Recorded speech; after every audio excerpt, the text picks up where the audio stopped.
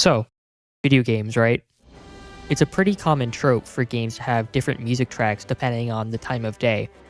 These tracks can have a wide amount of potential just musically, most commonly being two different arrangements of the same overall piece, like what you'd hear in the Xenoblade or Octopath Traveler games. However, it's also possible to just have two entirely different music tracks, like in Super Mario Odyssey's Sand Kingdom, or go to the extreme and have a unique track for every single hour of the day, like in the Animal Crossing series. And this is really cool and all, and fits the necessary emotional goals for each game. But there's one thing I don't see get talked about nearly as much as it should. How do these sorts of systems actually work? What's going on behind the scenes to allow the music to adapt to the game state in real time? In the case of the Super Mario Odyssey example from before, this is a pretty easy answer. Odyssey's Sand Kingdom has multiple segments to its individual story arc, with some happening in the daytime half and some in the nighttime half. The time of day doesn't passively change while you're playing, so there's no need to make a system that crossfades the two music tracks together, like what happens in the Xenoblade games. But like with a lot of things in games, there's more than one way to convey similar ideas, some methods being more technical than others. So, what else can we do to communicate time changing? I recently had a project where I was asking this exact question. I wanted to do something that went beyond the standard crossfade, but still remained cohesive enough that it could just be left on in the background and be listened to uninterrupted. This was actually a project for a class originally, but I've had a few people ask for a bit of a deep dive into what makes this project work. So that's what this video is ultimately for. I'll be running through what my initial idea for this music system was, how I wrote the music to fit that idea, and how the system itself works once it's all said and done. I'm Skylarh, and this is how I made a musically seamless day-night cycle system.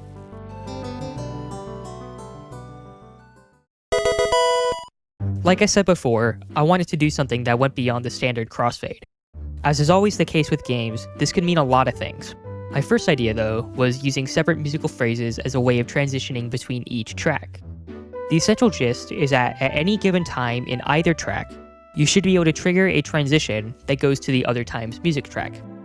Since these changes in game state are much slower and more passive, often in the range of 10 to 20 minutes for a full cycle, we don't need the transition point to be immediate, which means that we're open to make the transitions as musical as we can. So, we can indicate points in each track that we would like to be able to transition from. Then, once we hit one of these moments in the music, we trigger a transition that then brings you to the start of the other track. And it seems simple enough, right? And, well, it turns out actually this took multiple days to even test the thing, and then more days on top of that to debug said tests, but we'll get into that later. To paint a sort of overall picture for you, the area that this is scoring is a sort of coastal medieval trade town, similar to Octopath Traveler's Gold Shore. So I wanted it to feel wavy and flowy, with the daytime version being more upbeat, and the nighttime version being more chill and laid back. Both tracks are mostly arrangements of the same idea, and follow the same exact form. They have an intro establishing the tone, a couple of melodic sections, I'll call them A and B sections here, an interlude similar to the intro, and then a final melodic C section that brings you back to the start of the loop. One extra thing I ended up doing to make the overall experience a bit more varied was make the daytime and nighttime C sections different. Since we're not transitioning back and forth between both C sections, this is entirely fine, and it gives me room to make the same ideas go in two different directions. One last thing to mention on the macro level is the overall time and key. I wrote the daytime track first, and that remains pretty fast and in a lighthearted G major. And then I later made the nighttime track a bit moodier by slowing down the tempo a good amount and then lowering the key a half step down to F sharp major. This does make transitioning between these keys a little bit more difficult, but I'll get into that later. Before that, I wanted to briefly talk about some extra things that I wanted to do with the daytime track in particular. Since this is meant to be for an area where a lot of trade or other activity happens, I wanted to see if I could show that with different lead instruments in some of the melodic sections. I'll get into this more when we talk about the system itself, but I did some experimenting with what instrument plays the melody. For example, here I have a written guitar part,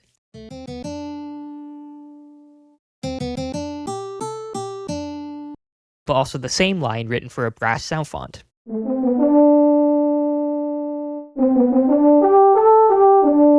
Finally, these transitions. Since you're theoretically transitioning from basically any point in the music, I have different versions of each direction of transition with different arrangements of these clips muted or unmuted to best fit wherever the transition is coming from. For example, One transition could use these clips, while another one could use these clips. I wanted the transitions to stem from one overall idea that led into the start of the destination music track well, and these variations are just there for natural flow in the overall context.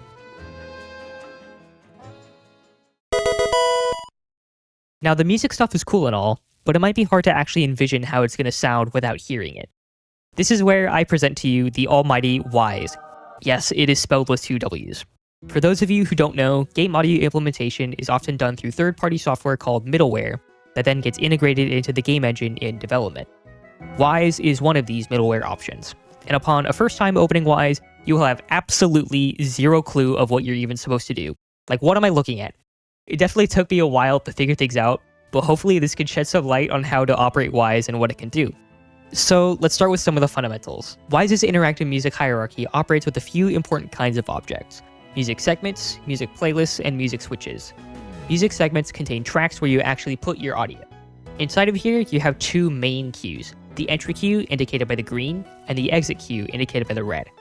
There are several uses for these, but the basic idea is that in a simple looping track, whatever is between these 2 queues is what's going to get looped. If there's anything before the entry queue, or the pre-entry, that will play as an intro only once, and then anything after the exit queue, or the post-exit, will be played over the start of the next loop as a sort of reverb tail. Moving outward, music playlists are where you can arrange segments to be played and looped in a particular order. You also have the option of setting up various groups to set up separate sections or randomize the order of segment playback. And finally, music switches are what allow you to ultimately change music dependent on the game state. You can create state groups for the switch to read, and you can set it to play back different things depending on what state inside the state group is active. As a reminder, I'm trying to make something that has specific transition points to allow for the music to flow seamlessly at all times. So first, I need to actually set up these transition points. There are multiple ways of doing this in Wwise, and being completely honest, due to my lack of Wwise experience at the time, I opted for the harder, more tedious option.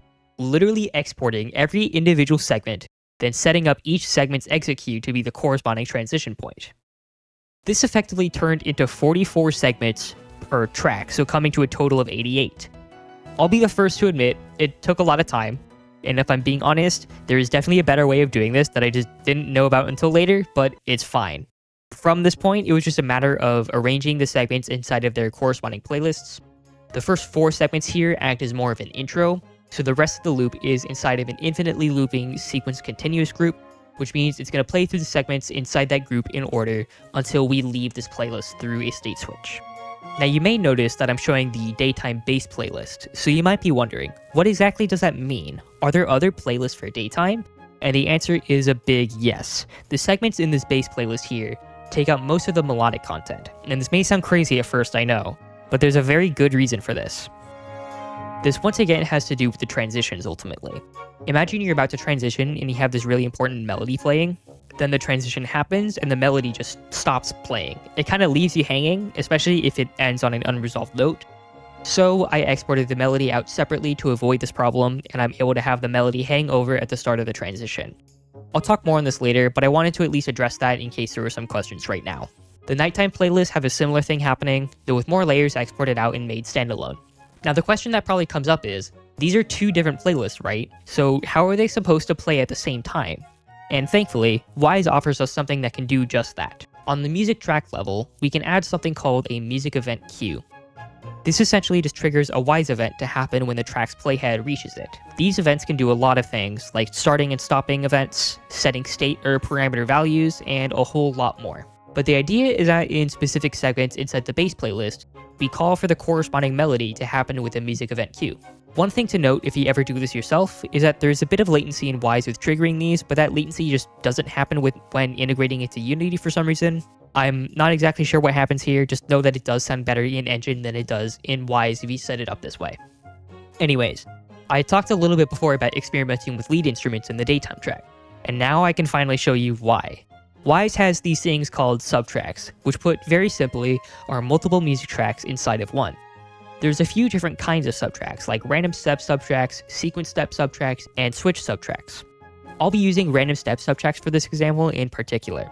The idea here is that whenever this melody plays, I can effectively randomize what instrument is playing the melody at the time. So sometimes whenever you loop to this point, it'll play the guitar version. Other times, it'll play the brass version. I do this one more time for the next melodic section, though I expand on this idea a little bit more. Throughout the entire loop, these bass segments here are the only place in the entire bass playlist that have melodic information, in one of the piano instruments in particular. This is essentially meant to guarantee that the piano plays this lead.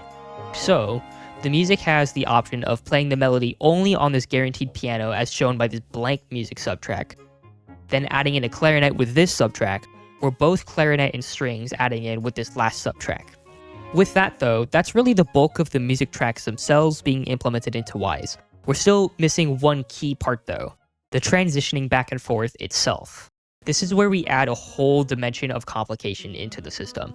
Because we have 44 individual segments that we can transition from in each track, that effectively means we have 88 possible transitions to think about. It's absurd, I know, but it's not as bad as it sounds, I swear.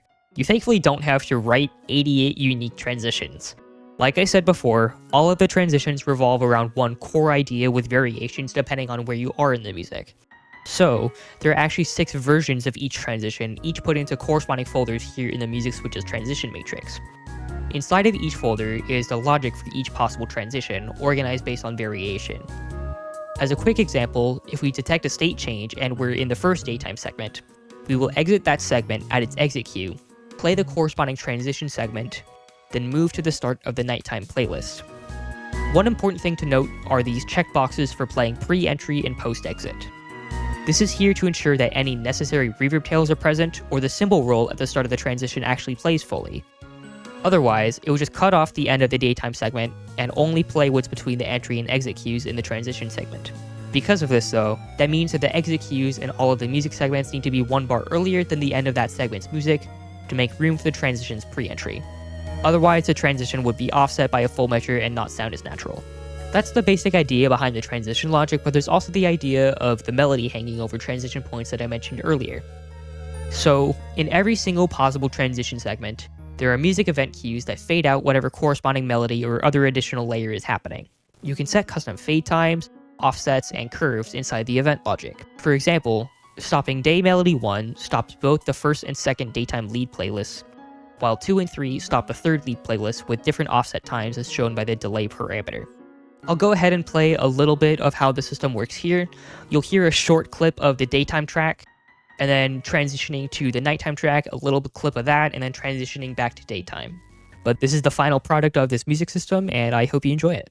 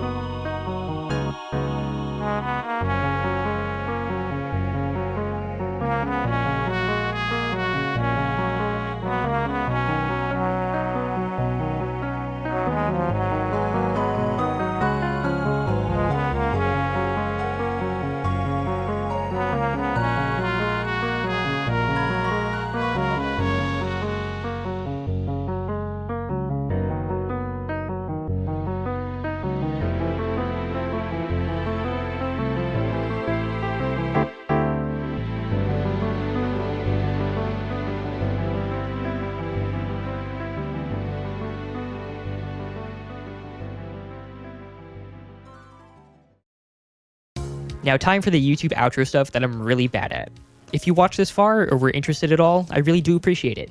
Both the system itself and this video took a lot of time to make, especially with also being a full-time student, and I'm just glad that I have the opportunity to be able to share my work like this and hopefully help someone out who's currently learning things. You can also go to my SoundCloud and Bandcamp pages to listen to all of the music for this project, or you can shoot me an email here if you'd like to see the Unity and Wwise projects themselves. I do plan on making these fully public eventually, but I definitely have more things from this project to share that go beyond the scope of this video. So if you'd like to see that, you can let me know by liking the video, commenting, all the jazz YouTubers say, you know how it goes. Or subscribe maybe, I don't know, it feels really weird to say that myself. But yeah, thanks again for watching, and I hope to make more stuff like this in the future.